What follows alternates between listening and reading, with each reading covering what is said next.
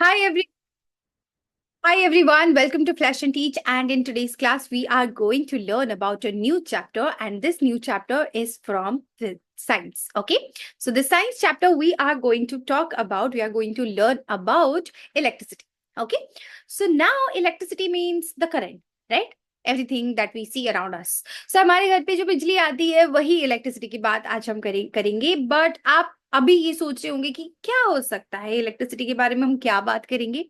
तो आज हम जानेंगे कि हमारे घर पे जो बिजली आती है वो कैसे आती है, और क्या हम खुद कोई इलेक्ट्रिसिटी का कोई ऐसा चीज है प्रैक्टिकल करके देख सकते हैं.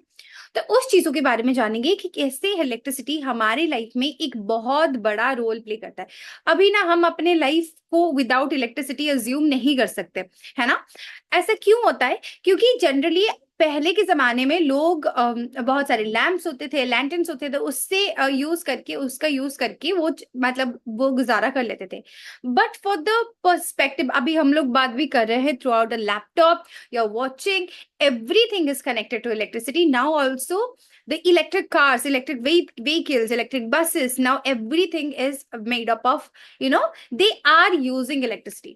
तो अभी हम जितनी सारी चीजें यूज करते हैं वो सारा इलेक्ट्रिसिटी को ही यूज करके करते हैं, because electricity now a major source of energy. And electricity बहुत सारी चीजों से बन सकती है, जैसे वाटर से बन सकती है, जैसे कोल से बन सकती है, जैसे विंड से बन सकती है, सोलर एनर्जी. तो ये सारी चीजों से हम इलेक्ट्रिसिटी को डिराइव कर सकते हैं. तो आज हम उसी के बारे में ही जानेंगे. ठीक है. So just give me a moment and let's just start with today's class. So here it is. So सिर्फ इलेक्ट्रिसिटी के बारे में नहीं पढ़ेंगे, उसके बारे में हम सर्किट के बारे में भी जानेंगे कि सर्किट क्या होता है. ठीक है. अब देखिए, so what is electric current. तो पहले जानते हैं कि करंट क्या है, ये चलता कैसे है. उसके बाद जानेंगे कि what is electricity and how it is operating. So, the flow of electric charges in a circuit is known as electric current, and the direction is taken from positive terminal to negative terminal of the battery in an external electric circuit. Now, generally क्या होता है, अगर हम electricity की बात करें तो electricity ना एक बैटरी के थ्रू जाती है. एक बैटरी होता है जो इसको एनर्जी प्रोवाइड करती है. अब दुनिया में कोई भी चीज ना विदाउट एनर्जी होती नहीं है. फॉर एग्जाम्पल, अगर मैं खाना भी खाऊं तो मेरे को एनर्जी चाहिए. फॉर दैट मुझे एक एक्सटर्नल सोर्स से फूड लेना पड़ेगा, तब जाके मेरे में एनर्जी आएगी. उसी तरह इलेक्ट्रिक करंट अपने आप फ्लो नहीं करता. और यहाँ पे क्या लिखा है, the flow of electric charges. तो जो चार्जेस होता है वो अपने आप फ्लो नहीं करता, राइट.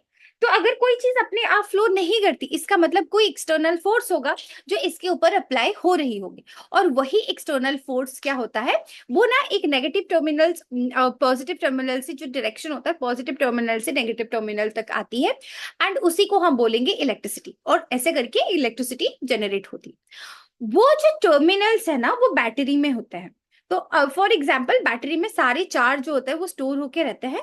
जब हम उसको क्या करते हैं, थोड़ा एक एक्सटर्नल फोर्स देते हैं, किक टाइप का देते हैं, जब हम उसको ऑन करते क्या होता है, जो जितने सारे चार्जेस है ना वो नेगेटिव टर्मिनल से जाके पॉजिटिव टर्मिनल पे आ जाते हैं. और ऐसा एक सर्कुलर लूप क्रिएट करते हैं जिससे इलेक्ट्रिसिटी जो है वो फ्लो करती रहती है. अब इसके अंदर अगर मैंने एक बल्ब कनेक्ट कर दिया, फैन कनेक्ट कर दिया, जैसे हमारे घर पे चल रहा है, ऐसा अगर कनेक्ट कर दिया तो वहां से जो इलेक्ट्रिसिटी है वो जनरेट होती है.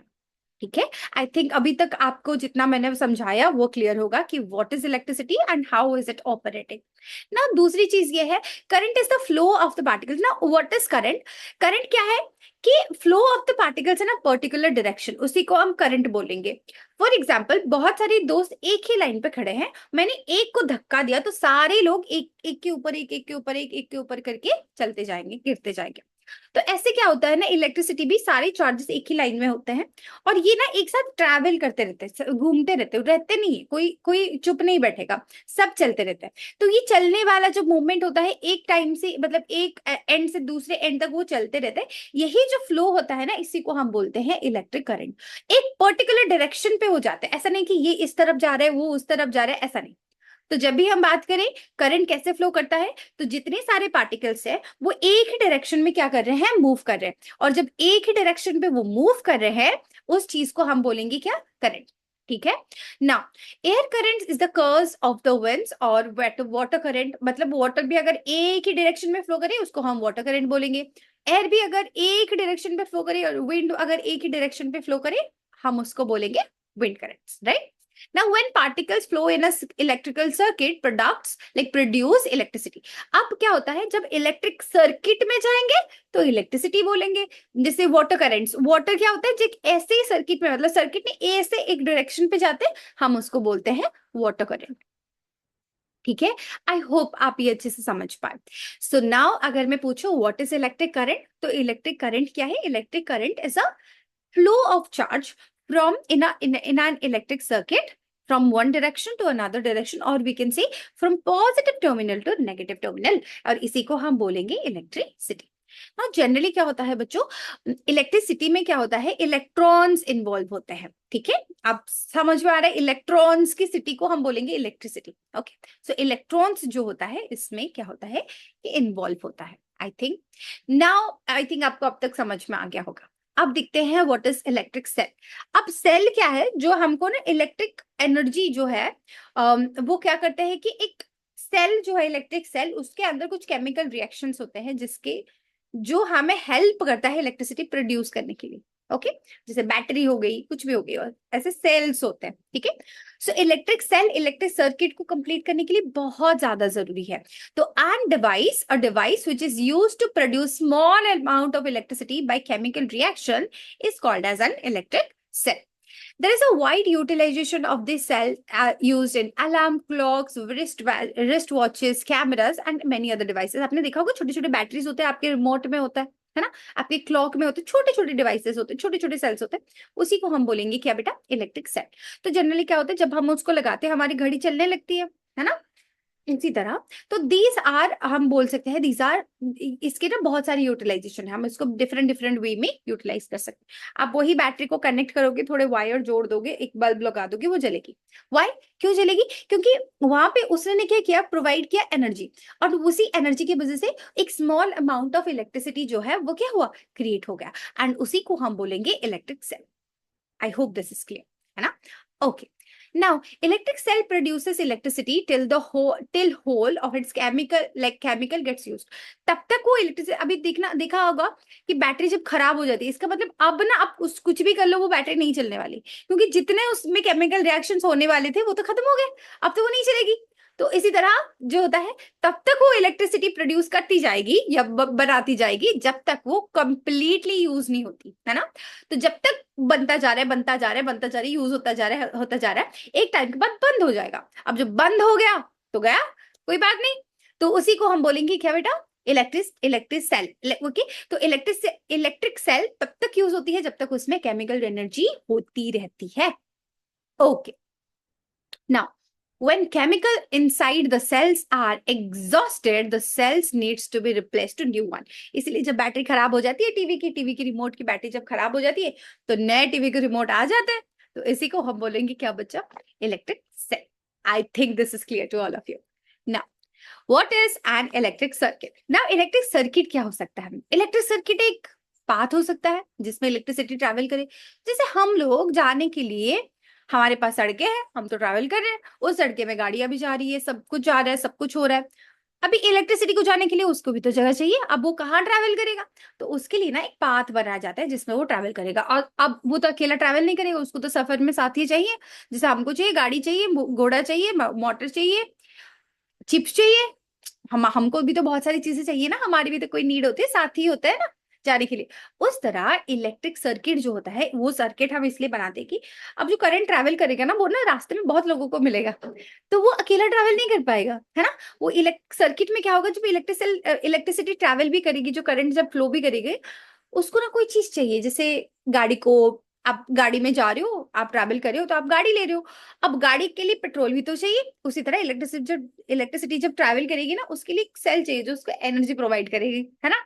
अब थोड़ी देर जाने के बाद वो ग्लो करेगी, कोई बल्ब होगा जिसको यूटिलाइज कर सकते हैं.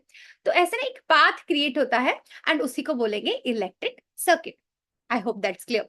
Okay, so now it is a complete path through which electric current flows. तो एक complete path जिसमें electric current flow हो रही है, हम उसको बोलेंगे electric circuit.